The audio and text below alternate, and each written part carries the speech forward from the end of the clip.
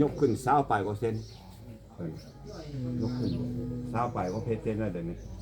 แล้วคอก็ลงเลยเลย บัดนี้ท่อตัวนั้นได้จ้ะเขาใส่ตรงไหนเจาะมันเจาะอะไรบ่เจาะเข้ากัน ตัวมันเจาะมาแล้วสองหูแล้ว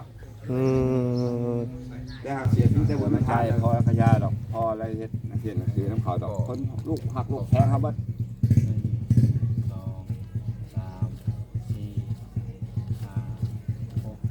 ว่าให้เบิ่งไปแน่คนเฮาคันมีบ่เนาะมันพาก็ให้เบิ่งกันแหละค่าสร้างทั้งหมดน่ะแม่น4ล้านพี่น้องเนาะโดย4ล้านบัดนี้เฮาจ่ายไปแล้วล้านนึง เดือน สร้างอยู่ 3 ล้าน เด้อบ่เด้อ เจ้า 3ล้านเนาะ เดี๋ยวเอาให้ทางพ่อเลยเนาะโดยค่าสร้างนี่ก็เป็นเงินของแม่เพชรแหละ อันนี้เบาแสนเพิ่นมาแล้ว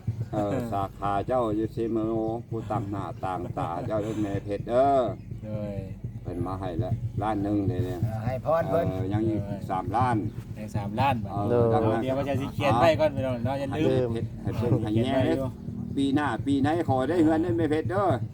ให้เบิ่งลุงเบิ่งตาได้เขาหน่อยสาธุเถาะให้อยู่เย็นเป็นสุขอยู่ดีมีแห่งอายุมันขวัญยืนเด้อแม่เพชรสาธุเนาะเข้า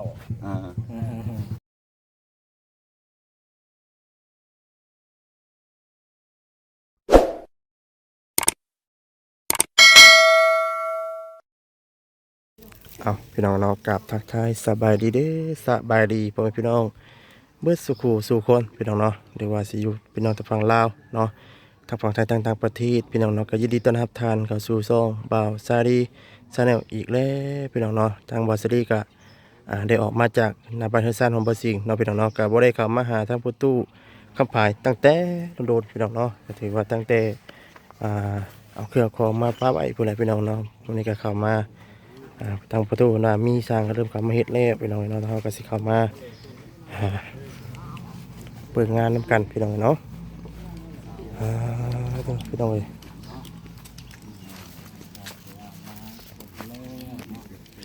สบายดี โอ้ยสบายเด้อเนาะสบายดีท่านเขาแดนผู้ตั้งหน้าให้เพชรสหรัฐอเมริกาอยู่เย็นเป็นสุขอยู่ดีมีแห่งอายุมันขวัญยืนเด้อทุกเพชรกันเลยเด้อท่านคำแสนผู้ตั้งหน้าเจ้าก็ลงมาฮอดแล้วจะคนสร้างว่าจะคนนี่เจ้าสร้างแล้วโอ้3 คนเทกันเปื้อนไว้ว่าจะเอาเสาตั้งบ่ได้บัดนี้เพราะมันดินมันยุบมันตั้งเสาบ่ได้เทพื้นไว้บ่เทเป็นเพื่อนไว้บ่เทกันเพื่อนไว้เนาะเทกันเพื่อนปลาไว้หรือว่าเทแท่นไว้ก่อนว่าซั่นภาษาบ้านเนาะละมาที่จะตั้งเสาเอาเด้อตู้เพชรเด้อทางพวกอะไรอายุเย็นเป็นสุขใส่เบิ่งอยู่หามันถึกบ่เพื่อเอาน็อต10นี่อยู่ก็น็อต10แล้วมานำบ่มันคือเป็นแบบนี้เนาะคนละอันมันจะมันคนละเพราะว่ามันจับน็อตได้ตัวพี่ตัวตีนนี่3น็อตบ่ถือกันบ่นี่น็อตจิพี่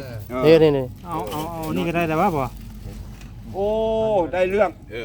นี่มันจะขยายตัวออกเลยเนาะแม่น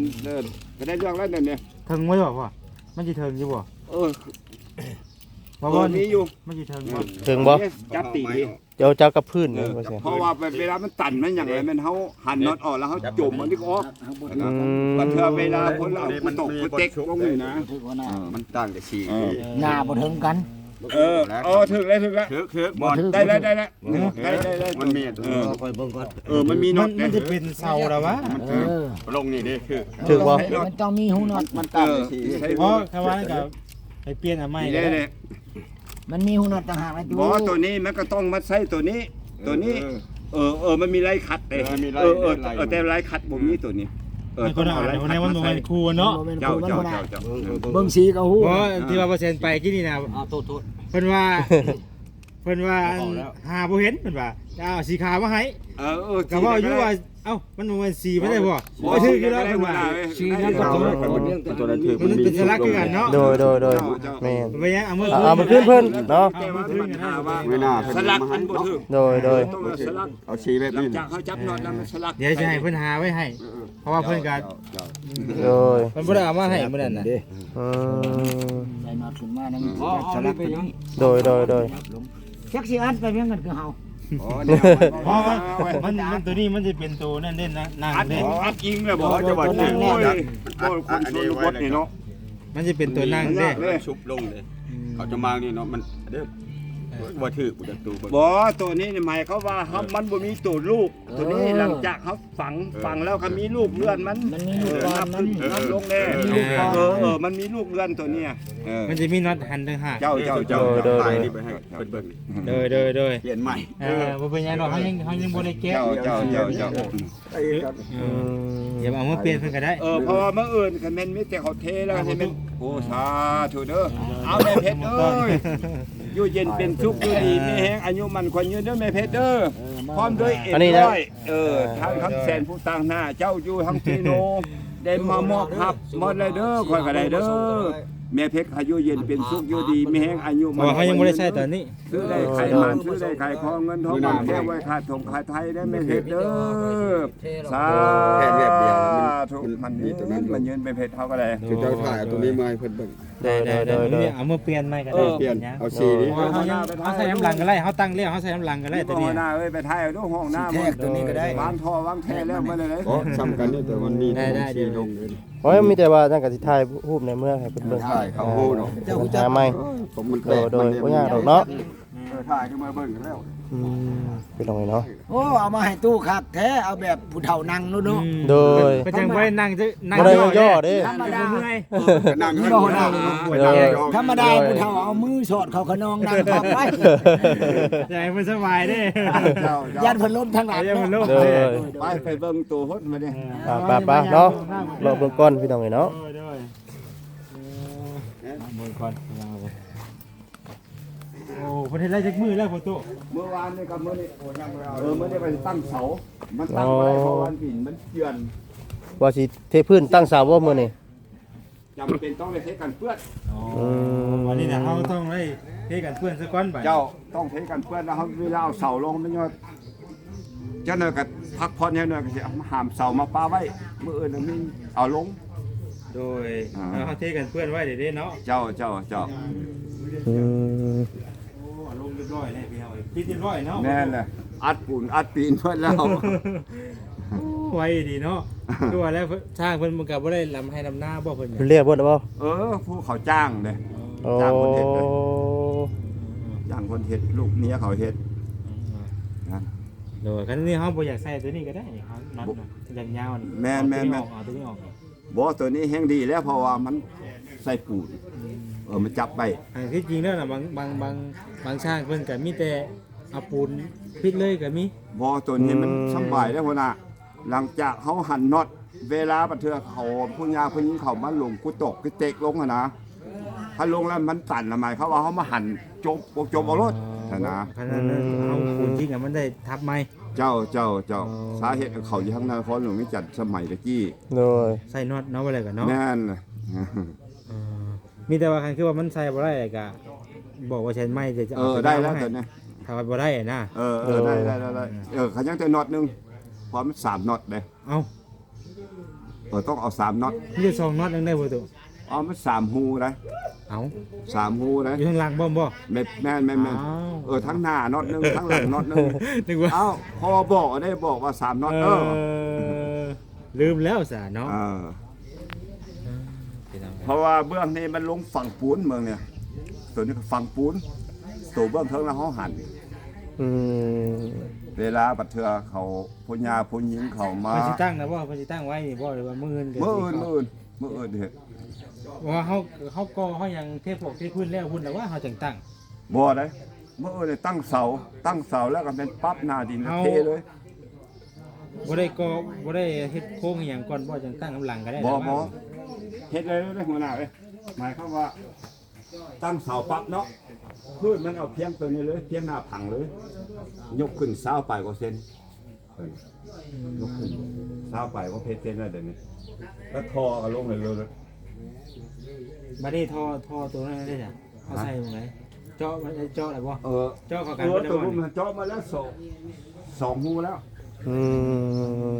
แต่หากเสียชีวิตแต่บุญทานน่ะยามันเพราะว่ามันบ่เป็นสมตอง เพราะว่า พอเขาใช้ทานมันก็พูดมาเทิงคือเก่า เจ้าเจ้าจอดนี่แหละจอดตัวนี้เลย จอตัวนี้เอาทอพี่ร้อยใส่อันนี้ แม่นแม่นเพราะว่าติดตามน้ำพระเจ้าเลยเด้หอกอาหารก็แม่นไปวัดไปว้าแล้วหรือว่าก็เอามา โดยไอ้ที่เข้ามาอยู่ช่วงเช้าจอดเพิ่น คอยบ่ป้าแล้วคอยอยู่คนแก่นพุ่นนะเมืองไก่สอ ตอน น นี้ก็ลูกฮักเพิ่นนี่ก็เลย ข้าวบ่มีก็คอยยัง พ่ออยู่วันไหนนี่ คนแก่นเนาะ คนแก่น บนบ้านนางโฮมล่ะ อ๋อน างโฮมก็กินอยู่น้ำคอยเดี๋ยวนี้เป็นได้จังหวะในนั้นถามก่อน นั่งผมก็บ่มี บ่มีก็กินน้ำคอย บ่มี เบิ่งลูกกับแม่ ฝาก โดย เพื่อนพาไม่เฮียแล้วก็บ่มี น้ำบ่มีห้อ ญาง ติ น้ำ พี่น้องตายเบิดลุงก็ตาย ป้าบ่มี อ้ายก็ตายพี่น้องก็ตายเบิดบัดนี้ยังแต่บ้าน เออ แต่บ้านคือพ่อบ้านเนาะเก็บเฮาว่าก็อยากให้เว้น อืม แต่เว้นหากมันบ่เว้นมันเองบ่มีมันไปหากูหายืม ผัวกับมีแต่ลูกกับแม่ให้อะไรก็ได้ ลูกหนึ่งลูกชายหนึ่งแล้วก็ เออ ลูกหญิงหนึ่งแต่ลูกชายอยู่เวียง อืม ไปทำงานโรงงานลูกชิ้น โดย มันก็อายุวั หัวหน้าลูกน้ำแดง ชายปีเนี่ย คนแก่ มันก็ยังคนปาก คนแก่ แบบเบ้อๆว่าบ่จะเต็มแหละลูกก็ได้ แม่หันเป็นบ้าหมูก็ว่าแม่น นะ เข้าใจบ่แม่หันเป็นบ้าหมูได้ นี่ แต่เลี้ยงลูกใหญ่ คือบ้านของแก่ของแก่ในโฮม เพราะว่าคอยนี่แหละเลี้ยงถามมันก่อนนี่อันนี้ก็เจ้าหน้าที่ตำรวจกลุ่ม12เฮาอันนี้มานี่เพิ่นก็เป็นหัวหน้ากลุ่ม12เฮาแล้วก็มานี่พวกลุงเคยกับตู้ข่อยเฮาก็บ่ปาแล้วน้าชายเขาจนว่าถามมันก่อน โดย โอ้ลูกชายเพิ่นขอนแก่นเนาะ โดย เขาพอดูพอตู้แล้ว บ่มีเฮาก็หาให้เฮาจน โดย คือเฮ็ดช่วงนี้แหละไผเฮ็ดก็บ่ได้คันเฮาบ่มาเฮ็ดเราบ่อยากให้ไผเฮ็ดเฮานี่พาหมู่พาครูมาเฮ็ดให้เราเฮ็ดได้ก็คืออีต้นนี่แหละ เริ่มเฮ็ดเมื่อวานนี้นะว่าเนาะ โดย วานนี้ อืม พุทธตัวแน่บักหินฮีเนี่ยปิ้งปิ้งจนจะตายเด้งดอกโจกขุดมีแต่หินแห่บ่ได้หินแห่บ่ได้นี่ เมื่อเราเสาลงเลยกัน โอ้ยเนาะ เช้ามุง เทีน ได้สิหา อันนี้เฮาสิเฮ็ดขั้นตอนใดก่อนนี่สิย่ออันดับแรก เสา ย่อเสา มาเสาแล้วเฮ็ดหลังคาก่อน ใช่มุงโค้ง ขึ้นโค้งแล้วครับ แล้วเรียบร้อยจัง ก็ ก็บล็อก ก็โบก ตั้งหัวชวมเพราะว่าเฮาเฮ็ดบ่มันห่มกัน อืม เป็นเอาโค้งหลังคาก่อนเนาะ แล้วก็ เฮาเฮ็ดบัดเฮาจะเฮ็ดมัน แต่ว่า ส เสา บาย วันนี้เฮาปรับเอาได้บ่ปรับเพราะว่าเสามันซ้ำกันเด้ ฮู้ ฮู้อยู่เสามันซ้ำกัน ฮู้ เพ จั ราะ ก ว่า ฮู้จักแล้วตัวนั้นเทสำใดสำนั้น เอาทดเอา ที เนาะ แรกคันแม่นว่านั่นก็เพิ่นบ่ให้ทุบตะกี้ข่อยว่าสิทุบเอาเสาตำเสาสูง ใส่ดัง บ่ให้ทุบข่อยก็ขุดเอา คุณให้มันเลิกล้มเนาะ ได้ โดย เอาตามแบบ ทั้งใดก็มัน ทั้งพี่สูง ถ้าพูดตามเนาะ ข้างหลัง มีทั้งหลังสิเนาะ เบื้องหลัง มันสิเงียนขึ้นสิเนาะ โดย มัน อืม เพิ่งมาแงนคันภาษาบ้านเราคันภาษาต่างประเทศเขาเอิ้นหยังก็พุ่นน่ะเอิ้น เพิ่งมาหอน นี่ ชงบุดินบ่ บัวเรนครับ บัวเล่น บัวเล่น สมบัวเล่น ซึ่งบัวเรนภาษาต่างประเทศจังว่าเฮ็ด แต่ว่ากว้างๆนี่แม่น2 เมตรคูณ2 เมตรเนาะ โดย 2คูณ 2คูณ2 2เมตรเบื้องหลัง2เมตร โดยโดย ดีว่าทั้งดูแล้วก็อาบน้ำอาบในก็สะดวกสบายมันก็กว้างเนาะ โดย เฮ็ดกระบาบเรา เพราะว่าตัวนี้มันบนตั้งหัวซ้อมประตูแล้วเข้าเบื้อง ตั้ นั้ ง น อยู่ตั้งอยู่นี่บ่นี่บ่ หัวซ้อมมันตั้งอยู่ตัวนี้ เชิงนี้เนาะ หัวซ้อมประตูเข้าเบื้องนั้น เขานี่ เพราะว่าประตูกับหัวซ้อมบ่ไม่เครื่องกัน ให้มันอยู่คนละเท่ากันเนาะ เจ้า อยู่ฝั่งนั้น ประตูเบื้องนี้เนาะ ประตูอยู่ทั้งหมด โอ้ เพราะว่าอยู่สวรรค์นี่เอามาแล้วจู้มอไซค์ได้ฮู้จักบ่ฮู้จักบ่หัวหน้าอัน เอิ้นกันแม่นมีแต่ตั้งเสาแล้ว เขาเอิ้น ตีโค้งเทพื้นเทคานพร้อมเลยคานกับพื้น ไซชนะอยู่สวรรค์กับสมพร ยกโค้ง สมพรน่ะอยู่เชียวค่อยสมพรน่ะแต่มันเป็นหัวหน้าโครงการขาเทียมทัน ว่าคำว่า ด็อกเตอร์ขาเทียมแต่เขาไปนำกัน ตั้งเสาเมื่อได้ แต่เอามาเบิ่งแล้ว เทพื้นเลยมันเด้อ คือสิโน่นี่มาหลายคนได้มาถ่ายเอาเรา มันชุดลง แต่พิษตัวว่าเขา เวลา ว่า เสียงเสาลงมาโอ้บ่ได้ พิษบ่ โด ได้ ย 3คนของย่อ เจ้า แต่ว่าย่อนี่ย่อมือเนาะพ่อ มันแห้ง โอ้ เอาเฮ็ดมื้อนี้บ่ได้ มาถ่ายเล่ากับหลายคนมาถ่าย เงินเช้า พิษบอลนี่นะเบิ่งลูกเบิ่งหลานเบิ่งพ่อแม่ดีใจน้ำดีใจ โด น้ำ ยโดยพี่น้องเอ้ยเนาะ คิดเรียบร้อยบ่แหละเนาะ โดย โดย รวดเร็วดีทางๆเนาะ ใส่ทอเบิ้ล อ่ะ สองทอ เส้น มันไปเลย โดยโดย ดูดีแน่ได้เถ่าแล้วแกเลยเบิ้งไปแล้วชื่อ แล้ เรา วก็ ไป เฮ็ด เรื่ เงิ อย น ๆ อีกเนาะ อย่าลืมเด้อคอนแกนขั้นไปละหาข่อยเด้อพอมอนอยู่ใกล้ๆแหละ อ๋อโดย เขาหักเขาแพงของเขา โดย ไปเบิ่งแม่โอ้ยกระบาดมันก็เลย เอาไปทางใดเพิ่นหลายคนนึง เอ้าคือเปลี่ยนบ่ดอกเออ คือว่าที่นั่นบ่จ่ายเงินเบิกเงินก่อนบ่ จะขอเบิกเงินจากร้านหนึงก่อน โดยเดี๋ยวมาเซ็นสิใจาย ทางช่างเพิ่นยังได้เงินบ่ได้ โดย มันมาเด้อ แม่ตัวนี้ก็เข้าใจอยู่พี่น้อยเนาะเพราะว่าในการเดินทางช่วง เช้ามาครับมาเมื่อคันแม่นกำบ้านเฮ็ดกับใครดอกเพิ่นบ่ให้เฮ็ดอยากให้ลูกมาเฮ็ดจำเป็นนะ เดี๋ยวขี่รถจักรมาบ่ เดี๋ยว บ่ได้นั่นบ่ลำไห้ลำหน้าได้บ่นั่นบ่ ดำอยู่ผู้ดำลูกหั่นแหละ ลูกเมียนลูกเต้าลูกหลาน เออเนาะ เจ้า โดย ไปทางใดมาทางใดบ่ให้คัดบ่ให้ของบ่ให้คา โด ให้ ย เดินเล่นแม่นสะดวก ข้าพเจ้าดีใจร้ายเป็นลูกหักลูกแพงพอนี่ ไปเหนือมาใต้ให้มีแต่คนหักหอมหักแพงบ่สุคนเด้อ โดยสาธุเนาะ ลูกหลานเฮา คน ก็ มา ได้ แต่เวียงจันทน์พวกเราน่ะ โดย อยู่เวียงจันทน์แล้วก็กันสิเว้ากันนายเก่าทหารเก่าให้มึดบำนาญแล้วก็มาอยู่แบบพ่อแม่เน้นลูกหลานไปสิ โดย แต่ว่าอันเรื่องคุดเรื่องเอาท่ออย่างร่วมกับปกติแล้วว่าประตูบ่ได้ เจ้า บ่ได้มีอย่างเพิ่มเติมแล้วว่า อะไรก็ มีหยังเพิ่มเติมบ่ บ่อย่าว่าอย่าว่า บ่อยากเพิ่นบ่อยากเงิน อย่าว่าจ้างอหย่างพิเศษที่นะครับ บ่ อย่าให้ปกติเนาะ ช่างเขาลงเอง เพราะว่าเฮาก็ อันนี้เนาะ ก็อยู่น้ำอยู่น้ำในสีร้านนี้เนาะ เจ้า ต่อ เจ้า เพิ่น เจ้า น้องมาเพราะว่าปกติบ้านเฮาน่ะเขาเฮ็ด7-8,000ละมื้อ โอ้ มื้อนี่มื้อ เวลากับของน้ำนี่คือแมทเช็ดนี่คือหลักหมื่นเนาะ หลักมื้อเราได้ หมื่น โอ้ บาทเลย หลักหมื่นเลย บ่ได้เฮ็ดบ้านอื่นบ่ได้ โดย สองห้องนี่มื้อปลายคือเดือนเฮาน่ะมื้อ3มื้อ เวลากับค่าช่างครับค่าเครื่องวัตถุก็อยากอยู่ อยากอยู่เครื่องกันบ่ได้เนาะ โดย แต่ว่าก็ยาคน เอากะต่างซอยกันเนาะต่างซอยนะว่าอะไร เหมาะชิมั่งได้พอบ่ ก็เฮ็ดเบิ่งก่อนก็ได้ มันตัวฉาบตัวหนังได้ แม่น โบก เฮาก็เฮ็ด นี่ เบิ่ง ก็ ก่อน หากะเบิดเครื่องซอบ มันโบกไปแล้วก็ อันนี้ยักก็ไม่อีกบ่นี่บ่ตุ แม่นแล้วยับเข้าไปในอีก ญาติคน เอา ชาติ แปลง เนาะ ผู้เดียวเด้อมื้อนั้น ตั้งแต่กี้แล้วค่อยโทรมาบอกเพิ่นว่าพ่อเอ้ยคันมีผู้ยืมมายืมไปก่อนคันผล ย่านมันโดดนะ ไปแล้วก็ซื้อมาแทนเฮาสิไป อืม เพราะว่าคันมันลึงหลายเนาะปูนมันก็จะแข็ง โดย มันถึงไอโฟนซื้อก็บ่ได้เลยเนาะ เอาเฮา แม่นแม่น เอาขึ้แรงเราว่าบ่ย่านกูเฮ็ดให้ชูมาแท้ให้ชูมาจำเป็นได้มาบาง เอามื้อนั้นก็จนเมื่อยแห้งแล้วออกไปนั่งกินเอ็มร้อยอยู่ห้านหอไหนจัดผู้เดียวเฮ็ดผู้เดียวเขาอาศัยลูกชายก็บ่เห็นเม็ดซีรีส์โอ้ว่ะ เพิ่นบ่ได้อยู่บ่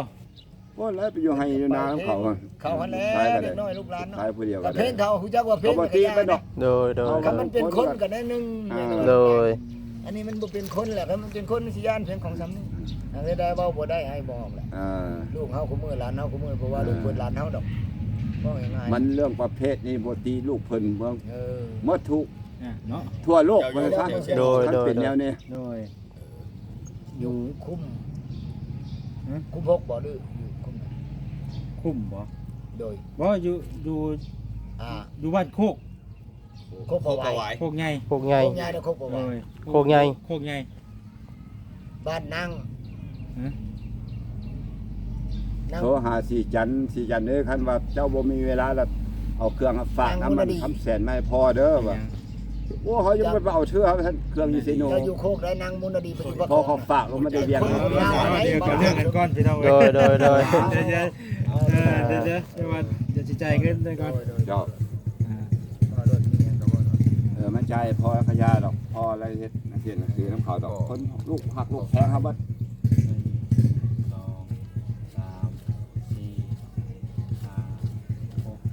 5 ว่าให้เบิ่งไปแน่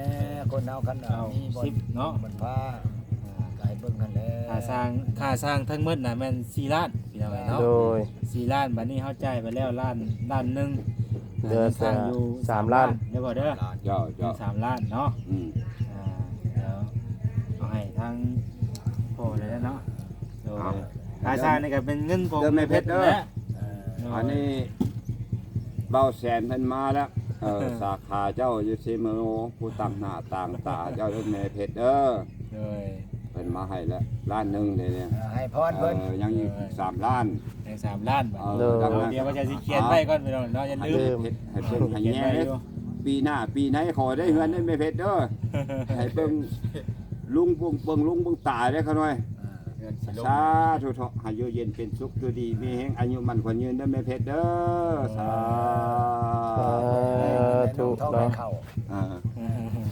ดีใจนะประตูมันแล้วไปหน่อยเนาะใกล้สิได้ คอยก็ดีใจได้ สบายเลยเนาะ ได้แล้วนี่คอยดีใจ สำคัญที่สุดแหละนี่ ตะกี้มีแต่ข่อยนั่นแหละเพราะว่า ห้องน้ำของ โด ใคร ย อยู่ชายก็จะเป็นต้องมีใช่ไหมจ๊ะ เจ้า ข่อยก็ว่า ที่ห้องนอกห้องน้ำเฮาเฮ็ดให้เพิ่น นี่มันถึง สมัยตะกี้ข้าวติดจั่วเพิ่นยังบ่ยังบวชเป็นยาคูยาซาบวชเฮ็ดให้จั่วนี่ผสมปูน โดย คนนี้จี้เขาเลยเป็นผู้ก่อผู้โบกผู้หยังห้องน้ำอยู่ในบัดไปเบิ่งรถ7-8ห้องแม่นเฮาหมดมีแต่ขอเงินเพิ่นไปซื้อตัวนั้นตัวนี้มาเขาน้อยเฮ็ดให้ โดย สมัยนั้นไหนสมัย10 ปีขึ้นหลังนี่แหละ โดยโดย อย่างสั้นดอกเพิ่นก็สิเห็นว่าโอ้บุญคุณบ่ผายเนาะเพิ่นก็มาสวยเป็นศาสตร์เป็นหยังบ่เลยเด้อแม่เพชรเด้อ เท่าได้ คุณอย่าทานเหลื่อมแล้วช่วยเหลือผู้ค้า มันก็จะเบิดเก็บ เป็นสังอศอกสังอาสีบ่เป็นศาสตร์เป็นขอโทษนะเพราะเก้อถ้าแม่นเพิ่นให้เวลาเขามาอุปโมทนาเนาะไปกินทอกกินทาน เขามาบอกมาบังเอาพอผายพอออกผายเกือบมันครูใหญ่แล้วเจ้าไปซะเจ้าคือติ่งใหญ่นะเพิ่นก็ให้เอาในพวกขาบสาธุมาอยู่บ้านนี่ก็32 ปีแล้วบ่เคยเจ็บเคยเป็นจ้าเกิดกันย้อนเฮ็ดน้ำบัดน้ำวาแล้วผู้ค้าก็ได้พอก็มาซักยาโรคโควิด3เข็ม32 ปีแล้วผู้ค้าบ่เคยสลบโซลมไม่เชื่อได้แม่เด้อเอาเป็นบารมีผู้ค้าสาธุจังแน่นั่นเลยจังแม่เพชรจังมาช่วยเหลือห้องนอกห้องน้ำ นายได้นี่ จังมาหาทั้งคำแสนเนาะผู้ต่างหน้าเจ้าอยู่ทั้งนัสเซโนเฮาเนาะอายุเย็นเป็นสุขอยู่ดีแม่อายุมันกว่ายืนเด้อแม่เพชรเด้อสาธุเนาะคำศอกคำแสนเฮากับสาขาเพิ่นหมู่พวกเพิ่นก็ได้อยู่เย็นกันเด้อสา ได้จะเด้อ โดยเนาะถ้านั่นก็ดูก็ใช่งานก่อนเนาะ เจ้า เพราะว่าเราบ่มีหยังมีลูกก็บ่มี ยังได้เฮือนนั่นแม่เพชรเด้อปีหน้าปีไหนเด้อ บ่ได้หลายได้7เมตรก็ เพิ่น เอา ครัวมาให้ได้เฮ็ดอีแท้นี่ล่ะมันไปหลอกไปล่าล่ะ คันสิโพด เอาขนาด6คูณนั่น6คูณ5บ่6คูณ7ก็ซื้อแล้วแต่แม่เพชรสิว่าเด้อพอบ่ให้พวกขึ้นกินให้แล้วคันเฮ็ดเงินใหม่ เริ่มเลยเนาะข้ามเลยเนาะ แน่แหละ คันไปเบิดล่ะ เบิ่งแล้วแม่เพชรเอ้ยเงินก็พวกกินมาเลย โดยโดย คันไปเบิด เนาะ คันบ่คัน เนาะลุงเด้อเนาะ เจ้า นั่นล่ะหัวหน้า ไปใช่ ทางลูกก็สิกลับก่อนเด้อบัดเนาะไปเวียกต่อก่อนโดยเนาะ เย็นเป็นสุขก็ดีมีแฮงมันเย็นเด้อผู้ต่างหน้าต่างในให้แม่เพชรมัน มือก็จะขับไม่ดอกเนาะ เจ้าสาธุเดินทางด้วยความปลอดภัยคิดหาเงินให้เลยดองคิดท้องให้ไหลมาทุกคนเด้อ ดีใจที่ว่าได้มาดำเนินการในเรื่องแล้วเนาะ ทุกมันเย โด อะ ยได้ทาง ถ้าบ่มันบ่เงินมันบ่พอกันเด้ โดยใช่ไปพี่น้องเนาะทางเราก็สิได้กลับไปเวียกก่อนบัดนี้เนาะโดยเอาพี่น้องเนาะทางวัดสรีก็สิได้ขอจบคลิปไปก่อนเด้อพี่น้องเด้อเนาะฝากกดไลค์กดแชร์กดติดตามให้ในพี่น้องเนาะผิดพลาดประการใดเนาะขอโทษขออภัยพ่อแม่พี่น้อง FC เบิดสุขุทุกคนเนาะคำว่าคำจาใดทางวัดสรีเนาะทางวัดเซนเนาะว่าบ่ทุนจังใดก็ต้องการขอโทษขออภัยพ่อแม่พี่น้อง FC เบิดสุขุทุกคนเนาะสำหรับคลิปนี้นำลาไปก่อนแล้วเนาะกับคำว่าสบายดีเด้อสบายดีนะแม่เด้อเราจะดีแฮงเนาะเบิดสุขุทุกคนพี่น้องเอ้ย